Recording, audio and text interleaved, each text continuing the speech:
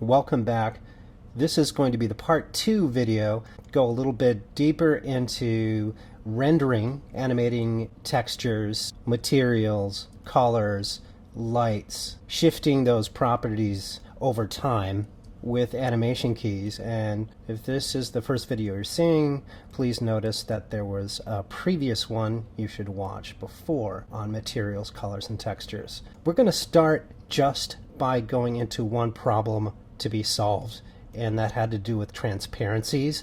And then we're going to go into something more exciting than just a polygonal sphere. And for those in experimental animation that's using the entity that's deforming the surface, all this is really going to come to life. Some very fun and kinds of fantastical results will just start to emerge. And last we left off, we did some animation keys with colors, animating the textures, transparency maps, bump maps. We learned about changing those keys over time and even moving and animating colors of lights just on these simple spheres. And that looks pretty cool. We have even a bump map here that had elephant skin on it. And over time, as they move, they show swirling, experimental animation kinds of looks. But we also got into rendering, and I mentioned we're only seeing things through the graphics card. Right here, we're looking through the viewport. This is just perspective view that only displays off the graphics card, and it's not a sophisticated renderer that takes into account light interaction and all the physics and properties. So we looked at the Arnold renderer, as I mentioned. That's the most sophisticated one we have. And if I went up to the Arnold render view, and I showed you it was up here, and it opens the Arnold render view, and this one's interactive, the Arnold render view I mentioned before, and it has this red arrow, and I click it, and the problem there was it wasn't showing the transparencies well. It is a true render, so it's showing shadows, and we have reflections, different kinds of absorptions and rejections of light. The specular looks different. Overall, it's a slicker improvement, except it's not doing any of the transparencies correctly, almost like it just doesn't exist. However, it's doing the texture well. And it doesn't really do that great of a job on this type of, even the graphics card through the viewport view here looks detailed than what you see in the Arnold render view. So why is that, and why are we recommending that as a render in the first place? You could switch to the Maya render and it would have no problem. We did a Maya software render, we would be able to see transparencies, and you could say maybe problem solved there. So this is an older original render, a Maya render, and you can see, yes, using a different render and not using Arnold, you will be able to see then those transparencies. Some of them look like what you would expect, maybe a more one-to-one relationship to what you're seeing through the portal of the window. Okay, but the Maya software render is not very sophisticated. Arnold render is the renderer that's going to take into account all kinds of inflected, reflected, absorbed light, refracted light. It considers much deeper light interaction and penetration. It can consider light entering the surface. Arnold will take into account subsurface scattering, translucence, incandescence in a much more realistic and better way. If those are new terms to you, those just have to do with making things look more palpable. So let's try to learn that early and aim to use the Arnold renderer. But we're stuck because we want transparencies to render better and bumps to render better. Well, not difficult at all. So I just want to show you really quick how to solve that problem, and then we'll move on to using the entity and putting really neat kinds of textures on there. Anything rendered in Arnold should be used in conjunction with an Arnold material. We talked about those old school materials, which were Lambert, Blinn, Phong, and all that. Well, Arnold doesn't render those really well. They weren't really compiled to interact very well with them. So for things like transparencies and bumps, Arnold material, and using Arnold sensitive lights along with Arnold render. So it's more like a package deal. Currently, this one I had put on before was just a Phong E with some of these attributes on it. Well, that won't do for Arnold. So what material should you use? Well, you should use an Arnold material and none of these default ones that we looked before just for practice. Let's do this. I have one sphere inside each other in the viewport, and just pull it off and just keep this smaller one around for reference. Put it side by side with the old shader on it, and this one's going to be with new shader. the Arnold one. So we need to, as you know already, right click, new material. We're going to assign a new material, and that pops up, and the old one's up here. We're going to now ignore, and we're going to go to the Arnold, and we have some new ones here. There's a bunch of new ones that they don't really quickly indicate their sheen, but that is really important, comes later. But here quickly we have new Arnold materials, and the one that's really useful that we could use over and over is just simply called the AI standard surface. It sounds quite boring, but it can do so much more than any of those other materials that you've seen. Again, you go to Arnold, we're putting a new material on it, and we're going to go to AI standard surface. Actually, it usually turns light white gray, but it's pink because of the color of the light right now, so just ignore that anyhow. All right, we could either use the material viewer and the hypershade, or we can just use here, if we go material attributes, and let's just close that. Same data here. I'm just going to use it in the attribute editor. So these Arnold materials usually have this grayish tiny looking specular on it, but all this boring yet can be changed. So we have this, I'm not going to go into everything, don't worry, but I'll just mention base, specular, transmission, subsurface. There's right here actually something called sheen, which we're talking about, specular, geometry, and that has a bump channel in it, emission, so much more that we can change. You can see dramatic results. We're just going to use 3 of them. Okay. First of all, we're going to match this one, so you can do a side by side. You really are going to understand materials here. So if we're going to look at this one, which is the old material, what was it? It was a Fong E, right? But it had a plastic kind of leather texture on it. We're going to put the same one on this one. This is the Arnold material. Let's go to material attributes. Where are we going to put it? We're going to put it on already up the base color. I'm going to put it on the base color right here. So click the icon, and we're going to go for a leather, and you recall this part was kind of red, this part was sort of dark brick red or something like that. Sometimes the swatch doesn't update, but it doesn't matter, it's still working here. That's for color. Next one is the bump map. We have this chewed bubblegum and a bump map on it. How to get that? Well, there's a tab here called geometry. Again, it's on the standard AI standard surface, which is only for Arnold. So this one has a channel called bump mapping, and that's where you put it here. Click the icon, and then we're going to select the noise, which give it that bumpy look. And let's just leave that default, and quick jump to the next one, material attributes, and that's a transparency map, naturally. So we're going to put the checker transparency on here as well, and that would be under a tab called transmission. How light passes through something. It's not called opacity transparency, it's called transmission, same concept. So we're going to go to the weight channel of transmission, and we're going to click the icon, and then we'll put in the checker. There we go. So we're getting the same similar kinds of effects now with an Arnold material. And if we render this with an Arnold renderer, try the render view renderer. Here Arnold's chosen as the renderer, and we're just going to click that button to trigger the render, and we'll see the difference.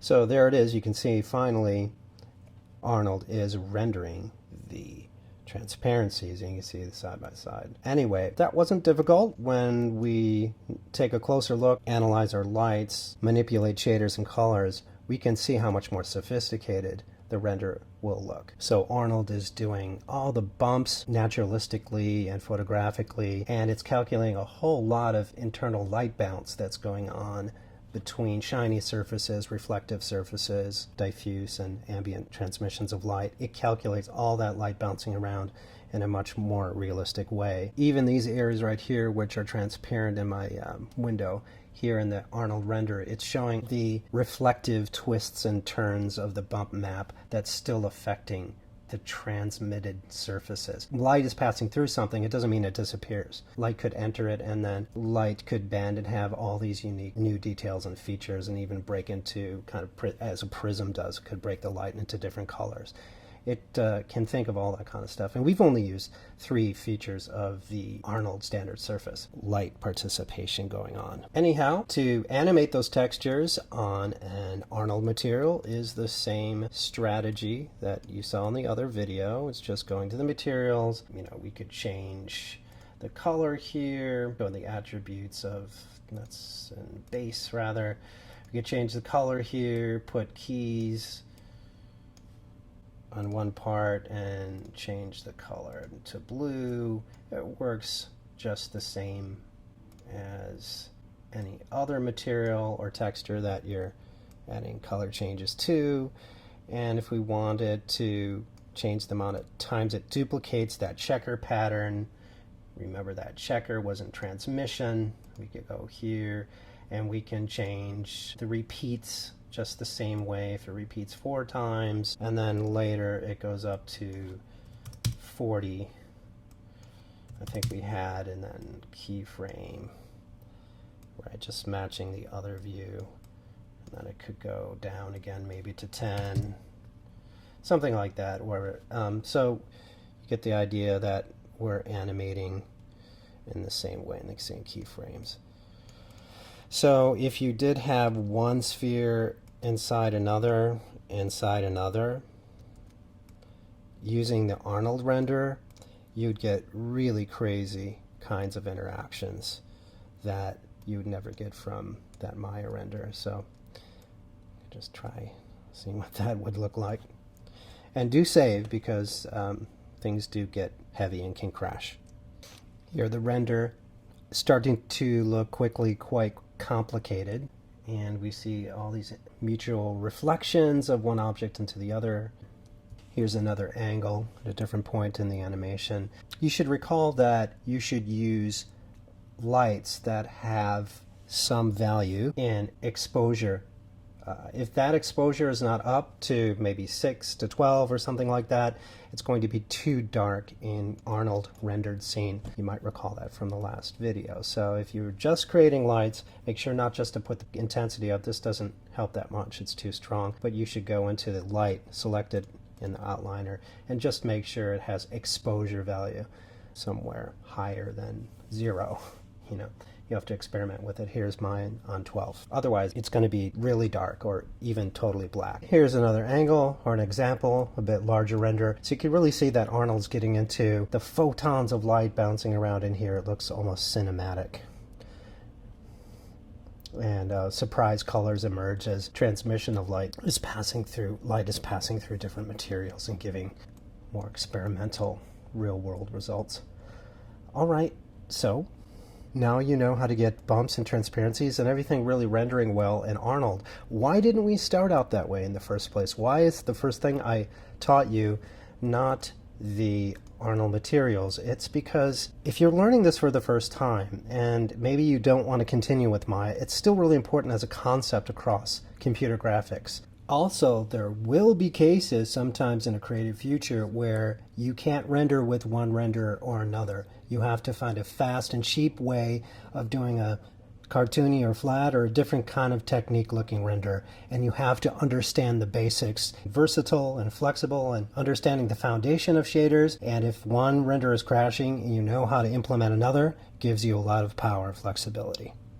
So from here on out, I don't recommend that we first build them with the older materials and then translate them, but it's to illustrate these steps of how material is housing color and texture. Hope that makes sense and that there's a method to this madness. Let's just practice it one more time, and from here on out, this is how we're going to add materials and render. We're going to right-click over something we want to give color and texture to. We're going to assign new material, and then go to Arnold and likely pick this AI standard surface that opens up, and we're going to right-click material attributes. All right, then we're going to click under color. We're going to put a file texture on this one. Here I found the node under 2D textures. That's going to work, and we had elephant skin for this one. Okay, then In the attributes, it has the same file texture, which is causing the bump. So recall that that was in geometry. There's a field called bump mapping here. Click the icon, and we're going to put that same file texture of elephant skin on it as well, right there. And that's going to cause a bump. Right away, that bump is much nicer than the other material. Okay, lastly, we're going to material attributes and adding some transparency under transmission tab. Twirl that open, and under weight, click the icon, and I think it had a cloudy pattern. That was simplex noise. And there, we've got an equivalent of what's going on here. We also gave the specular a different color on this, and when we look at the specular of an Arnold material, it's by default very tight and small. We can change that and make that more shiny. Also, there's a blue tint to the color of the specular, I think over here. Okay, we can do a test render here. This again is render view, which I got under this little eyeball, and just click here to fire off the render using Arnold. So side by side, we're seeing a really beautiful depiction of that bump now here. Again, using the Arnold material and Arnold renderer and Arnold sensitive lights with emissions. All right, so imagine what all this is going to look like when you're using the Arnold features with not only your animated colors and textures and materials, but your animated and deforming entity that's shifting and shaping over time. It's going to look really, really crazy and trippy. Another angle on this, and see how much detail is just wanting to emerge.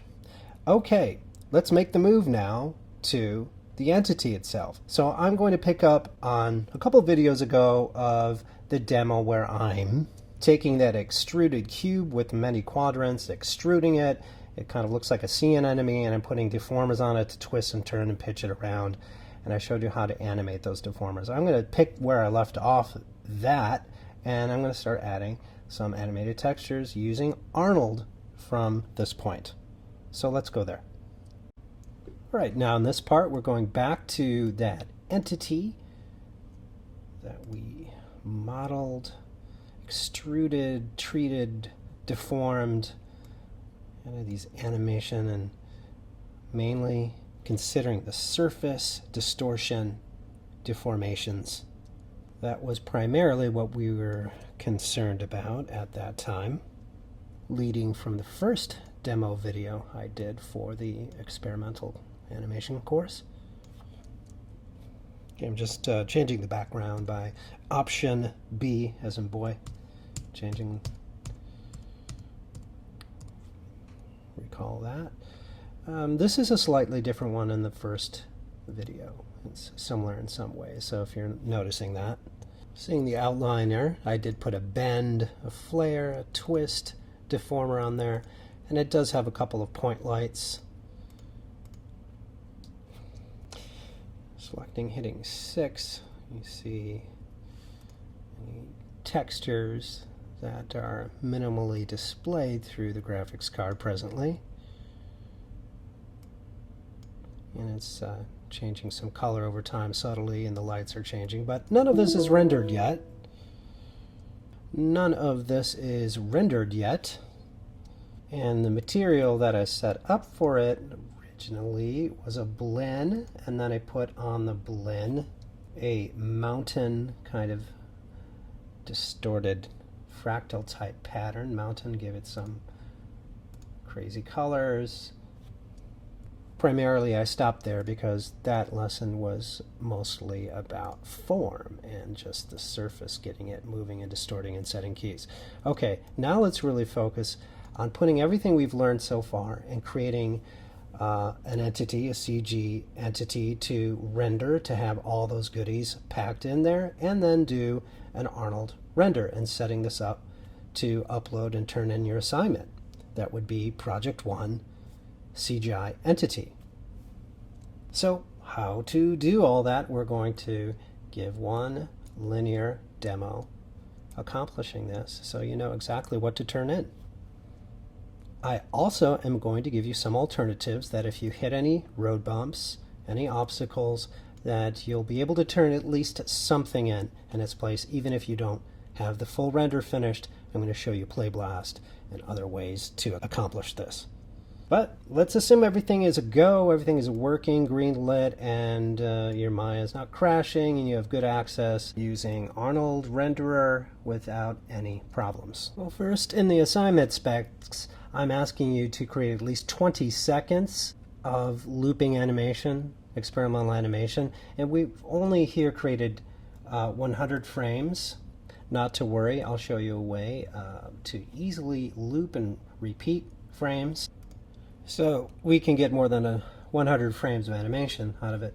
So I'm going to plan for 24 frames a second. Your Maya should be set already for that default. If not, they're in the corner is this running man and sprocket here.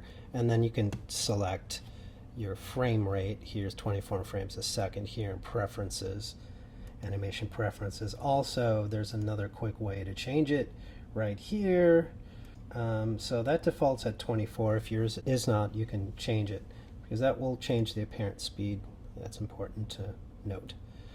All right, so only 100 frames and I want 20 seconds of animation. So 20 times 24 is 480. So we really need 480 frames here. So put that in, 480. And what we're going to see when we play, it's going to play for the 100 frames and then stop. Okay, so that would be the problem. And then we need it to do the rest of it. There's a couple choices. You could simply keep animating, keep adding more stuff all in between here, and fill out that whole body of timeline with more deforming animation. That is actually the best way to go to get experience. But it does give me the opportunity to show you one other trick that you could take a piece of 100 frames or whatever length and just continue that cycle and just tweak it within Maya without having to do it in After Effects or something. Why would you want to do this? To give a little bit more subtlety and repeat that loop. So if you have 100 frames, we're going to obviously notice that's more of a cycle when we bring it to After Effects, but we have 20 seconds, 480. We have more opportunities to give it a bit more jazz to make it look like it's continuous after it loops. And it's very important to have still the first frame, 1, to match the last frame, 480. So we'll go through a couple of steps of that, then we're going to go to Arnold, materials, colors, textures, bumps, whatever. We're just going to dazzle it up and then do a final render for delivery, and we'll show you how to set that up. So to begin with that animation looping, how do we get it to keep looping over and over without putting more keys here? If you understand the graph editor, if you've used that before, that is an easy way to do it. And if you've never heard the graph editor before, it's a tool which animators use in Maya. And we don't have to go deep into it, just to show you where it is in Windows Animation Editor's graph editor. And it just shows you all the animation keys and graphs, kind of the DNA, or think about it as musical notes of everything that's playing in your animation. But it's only going to show you what is selected. So right here we have that deformer selected, and it's showing here's the graph. So it's interesting to learn that if you wanted to change its behavior, if we were in this part of the animation at frame 35, we could see by moving it and selecting the key in the graph editor, middle mouse button, move that up and down, we can see how after we create the key we can modify, make more extreme or lessen or tweak the key for that particular deformer. And we're looking at the other deformers here in the outliner. We had bend, say that one. And again, I'm just selecting this orange diamond shape, which is a key, and selecting that left, and the middle mouse button, move up and down. And on this horizontal axis is time, up and down is value, or the amount of movement. And if I hold shift, it constrains it to that place in time where that key is originally put. Anyway, so we can see in that graph editor If we want to select all the deformer handles at the same time and we move them up and down, it's pretty strong, a little bit strenuous there. So maybe do one at a time. Anyway, this is how you can modify and polish any of the keys, and they're driven by these curves, which give you a very fluid impression of how the animation goes and flows through the timeline. And that's called the graph editor.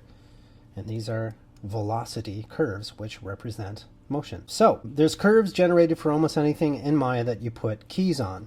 It could be for textures too, but we'll only focus on the deformations for now. If we wanted to cycle this, we can see that after 100 frames, this leader goes into dead space, so there's no animation. So if we wanted to cycle this, we could.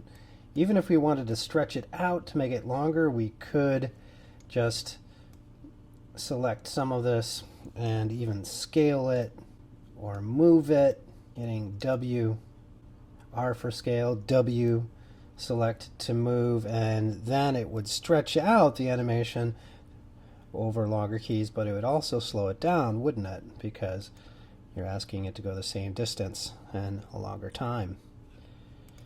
All right, and you put that back. So what if we wanted to loop it? Just take this section and have it loop to 20 seconds for 480. How to do that? That is, I want to loop all of the animation on these three deformers from carried on from 100 all the way to the end 480. Okay, the first thing we do is turn on here in View in the graph editor, turn on View and click on Infinity, which will show the line that continues on forever on an animation, which in this case is just a straight line, and straight line equals no movement in the graph editor. So it's just dead. So we roll over it, no movement. That's the normal state. We just turned on the view of infinity so we can actually see it. Well, what we need to do is select, make sure first you have all the ones you want to cycle selected, and then here in the graph editor, select all these keys that compose the first 100 frames or so of the cycle, and then go to curves, post infinity, cycle. All right, now when we zoom out, it's going to cycle those keys forever. So it doesn't matter how long our animation is here. We could put it at 40,000 frames and it would still cycle it endlessly.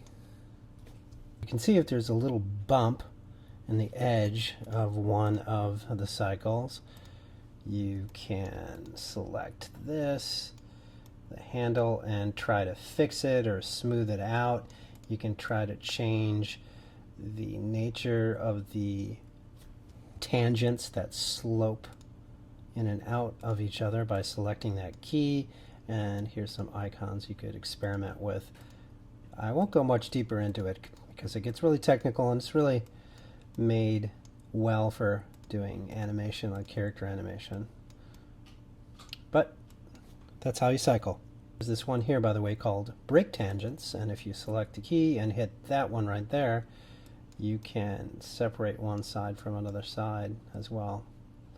It's up to you. You can see that one coming in is the infinity, so you might select that start and you could see how it's affecting input-output. Just an FYI, you don't have to use this cycle. You could have filled in unique animation keys for all 480 frames, but this is an opportunity to teach you how to make a cycle in Maya. Of course, you can cycle later in After Effects or other editing media, Premiere, whatever you're going to use, but it's a very convenient way and good to know this way in Maya by using the graph editor. And you get a stab at using this very valuable tool in Maya. So that's it. What's also cool is if I move one key, move it up and down, all the rest of the repeats are moving with it.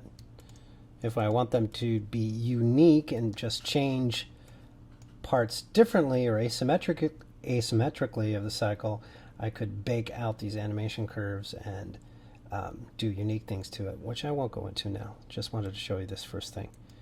All right, so that's how you do the looping.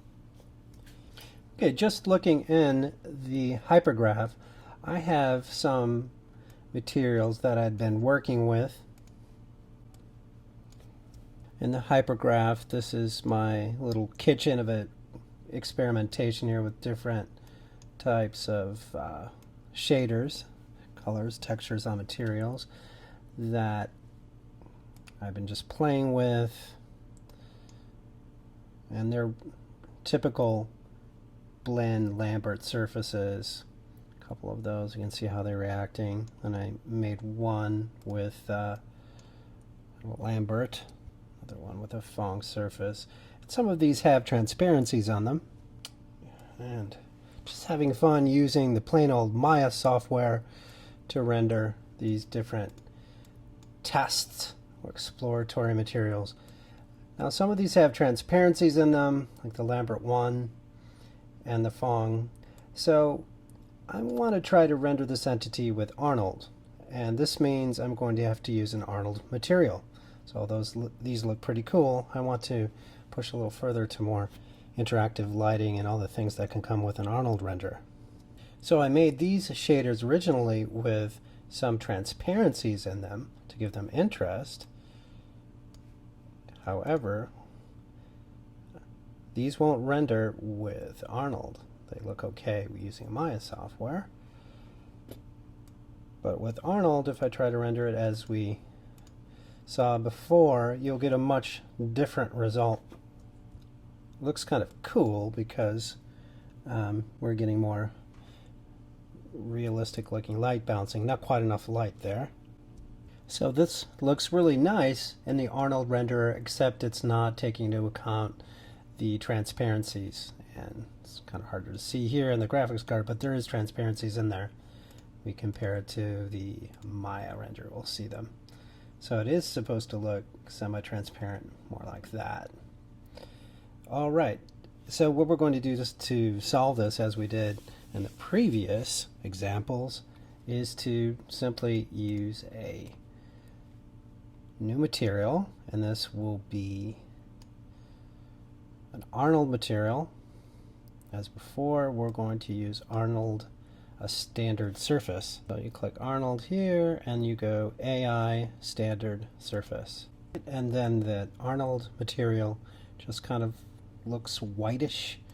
We're going to select the material attributes, and as mentioned earlier, we're going to put a color map on the base color. Click here.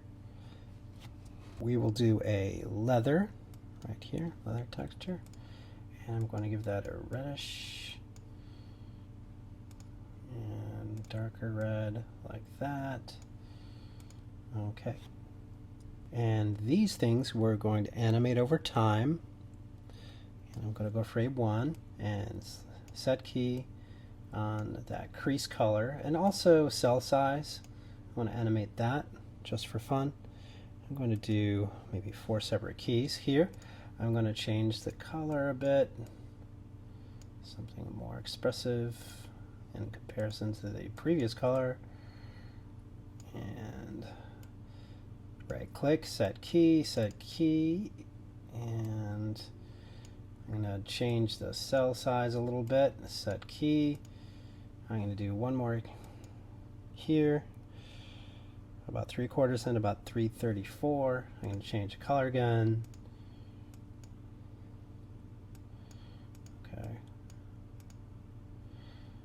And change the color on that one. Set key. Set key. Change the cell size. And the last key will be a duplicate by copying. Just left click frame 1, middle mouse button click the last frame, 480 for this, and then I'm going to just simply set key on everything that I changed. Okay, so those are the changes over time. It's not accurately displayed in the graphics view, but Okay, that's one thing I'm going to do. And now I'm going to add a bump to it. Right click, Material Attributes. For the bump, I'll go to the tab Geometry, twirl it open, and the channel bump mapping here. I will put simplex noise for the bump. And it's not displaying it all that well, but that's okay.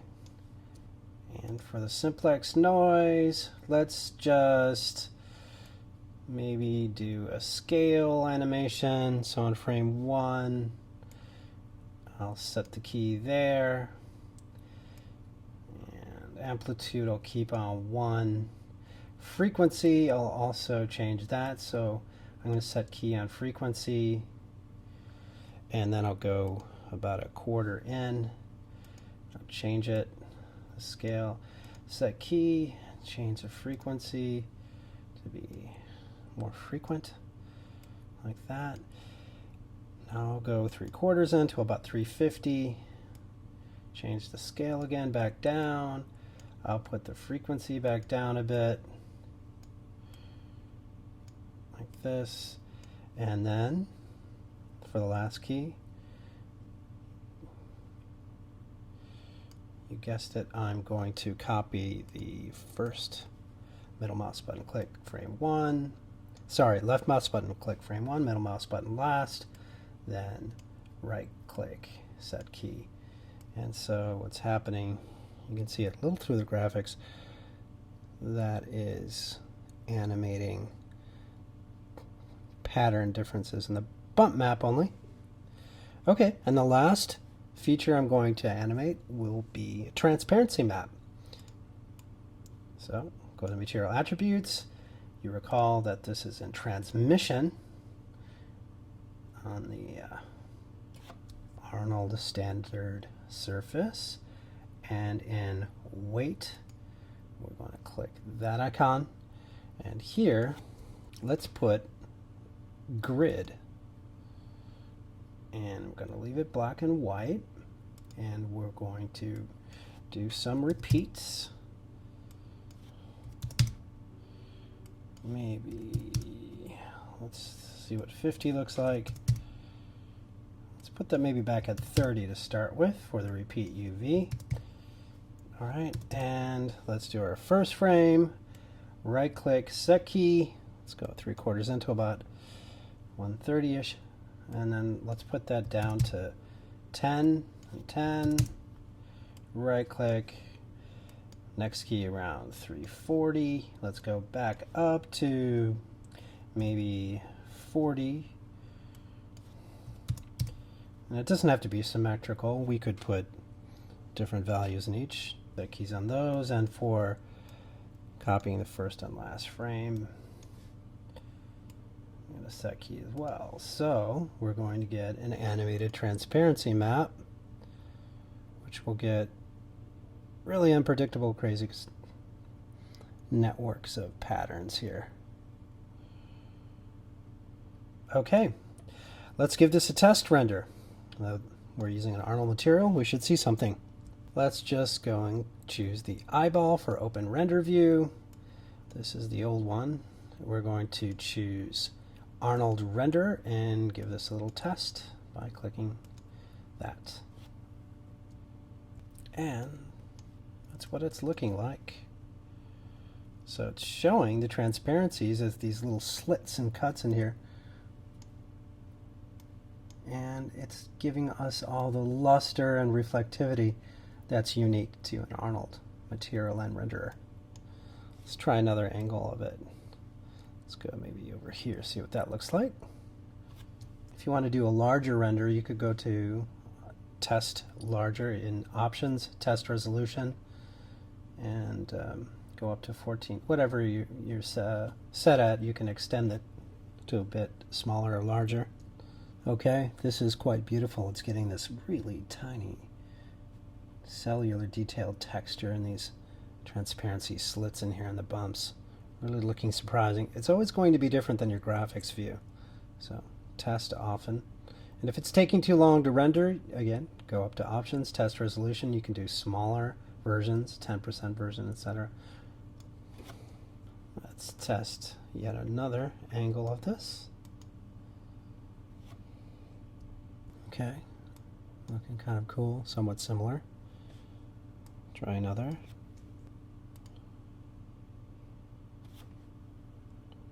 Wow, this one is looking pretty neat. This just happenstance pattern all coming together with the lighting and the transparency maps. And that's really what experimental is.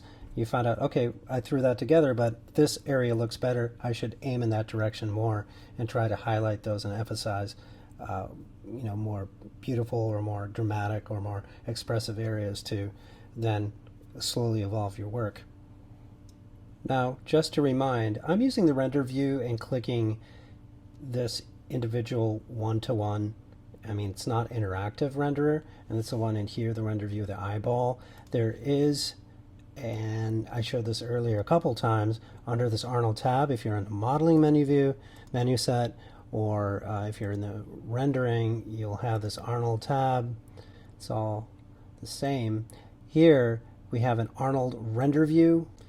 Now it sometimes crashes, you can see it did on mine. I recommend that when you're doing a lot of heavy textures and stuff like that, that you use this one with the eyeball and do a one-to-one. The interactive is very, very convenient though.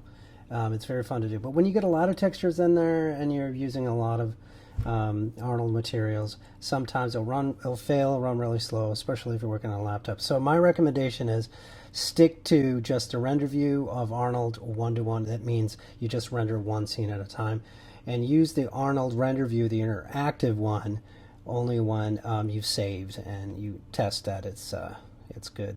And by the way, if my ever does crash and you reopen, it could have saved a crash log and try to save it again. It would pop in this column on the left. Once you reopen Maya after a crash and you click here, it would attempt to find that file and reopen it again, which we got lucky and it did save after that crash.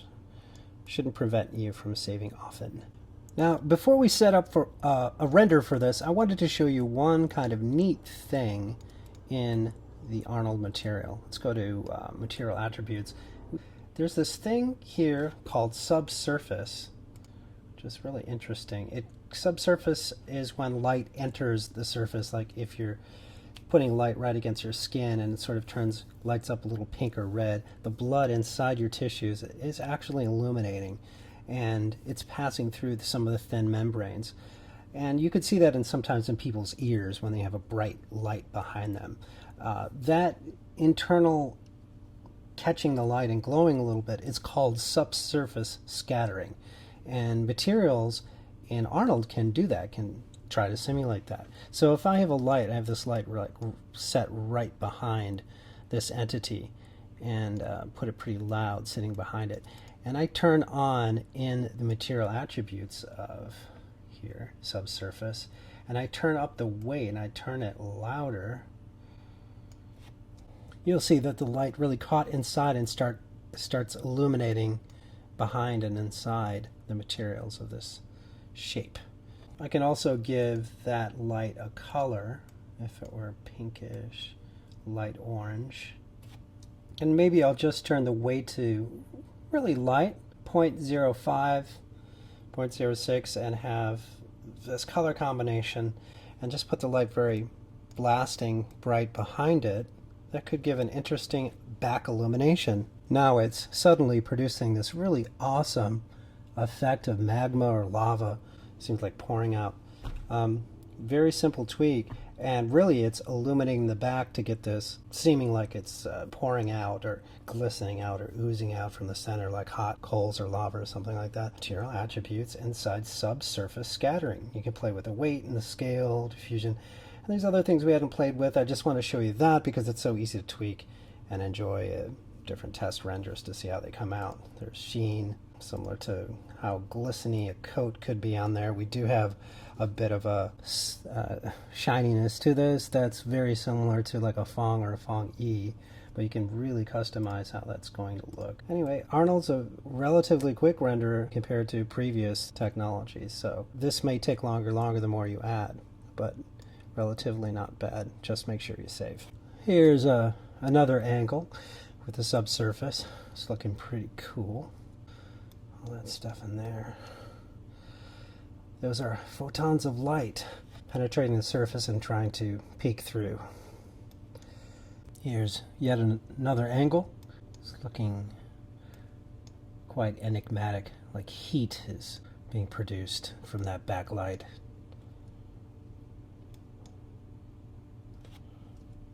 And here's another angle. Okay, we're going to stop about there for all the manipulations and colors and changes in the animation. Now I'm going to show you how to complete this to do the render. This is assuming we've already set up our lights and we have a couple point lights here. You might have another light at the bottom, but we covered that a bit in the last video. So we're going to just go through with it and frame this and set up the render. So for this assignment, Entity 1, we have a 20-second animation asked for. It might be a challenge to be able to render 480 frames of Arnold. That's the ideal. Students had done it before. In a situation where we have less contact and remote teaching, I'm going to be acceptive of a Playblast, or you can do other means instead of a render. I'm going to leave that open to you, and likely you might take that choice. This is to show you how to properly and thoroughly do it if you have the option. So in other words, I'll accept a Playblast for the project CGI entity, but I'm going all the way through with it and show you how to do a render and set that up. And that will be, let's leave it as ideal. Okay, so before I go to setting up the Arnold render, simply doing a Playblast, it's very low stress. All I really need to do is, let's stop the animation. We're going to assume we're all done with this. We got our cycling, everything. And just go to show in this tab, say none, and then show only polygons. Of course, this is not going to give all the luxurious kind of looks with an Arnold render, but at least you would have finished it. Next, you go to Windows, Playblast. Let's go to the option box here. This will open, and for quality, go all the way to 100, and scale, go all the way to 100, and you are going to save to file. Here from encoding, you can do, and keep it on photo JPEG. For format, yours might be slightly different. We're not going to do image, we're going to do AV Foundation, or you might have a QuickTime movie in yours, which is good too. And it's going to click here, save to movie file, browse and put that where you can find it, right on my desktop. Okay, and simply click Playblast. And right now it's running through the timeline and buffering all of these frames. When it gets to the end, it's going to finish this QuickTime movie. I framed it fairly well in the scene. Really don't want it popping out the edges. It's not bad, but if it is popping out, you could do a new Playblast. You can back up a little bit so it stays in the center. There's room around it. Then the movie will pop up as a file, and this is what you can turn in as your Entity 1. Okay, and this file is saved to your desktop, and you could upload that. Now this shows to me that you've been working on it and you understand at least the concepts. And it's 20 seconds here. Loopable. Now, if you have the possibility and function to do this, you could do it later. We have the rest of the semester. Try a render, a batch render all the way through. This is a few more steps. It's going to take time, but the results are spectacularly better. Different, of course, because we're using the Arnold render for it. For that, the first step really is you want to make sure in a render you're framing this entity as well as possible. So I'm going to go to View. I'm going to the Camera Attribute Editor. This is the perspective view. Scroll down here to the menu Display Options, and you'll have a display resolution and display film gate. Do you see those right there? That's telling you where the edges of the render will be when you render it. Alright, now this size says it's 960 by 540. You want to change that a little bit for your batch render. How do you do that? This sprocket right here, display render settings, choose it. This is going to be important. We're going to, yes, use the Arnold renderer. We're going to give it a name.